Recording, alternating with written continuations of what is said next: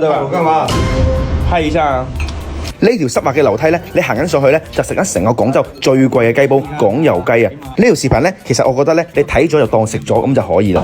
我等陣打死佢。你去試一試廣州最貴嘅雞煲，識人先可以入到去食啊！唔係你想入啊入啊冇 walk in 嘅。首先咧，你見到呢條樓梯咧，其實影響咗好多人嘅胃口嘅。通常未聽過廣油雞嗰啲人咧，佢真係未聽過廣油雞嘅。通常聽過廣油雞嗰啲人咧，其實佢自己已經食過廣油雞㗎啦。號稱當年嘅廣油雞咧係生雞炆毛嘅，隻雞咧係繃緊嘅狀態，所以雞咧煮幾耐咧都係好爽滑彈牙嘅。老闆咧係潮汕人嚟嘅，咁點埋呢啲吉友咧，其實就可以試到一啲潮汕嘅原風味。好多人咧網上話老闆脾氣唔係咁好咧，其實呢個都係事實嚟嘅。個湯都好飲，飲曬啊，好舒服㗎。訂咗幾多佢先整嘅啫喎，啱啱行入去。佢入嚟做咩啊？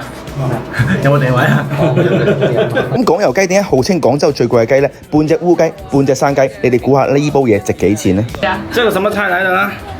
除了生10個小孩，生10個小孩，最討厭小孩了。你這樣子我都不敢吃了，我敢。你幫他煮啊。你不要回答，讓他回答。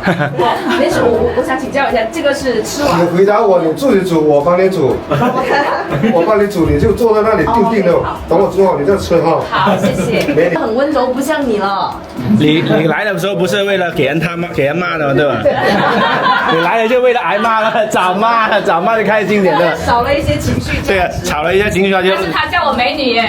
嚟就罵一下他，讓他開心一點嘛。應該啊，食咗38個細路仔啊，想生細路仔8個男啊，2個女啊，10個咁。這個炒飯感覺退步，這個是送的甜品。就你話依餐飯好唔好食呢？雞係好食嘅，但係呢個環境嘅話呢，會影響到好多人。呢度依間嘢嘅雞呢，真係不可複製啊！基本出邊呢係食唔到呢個味嘅。俾面點個關注咧。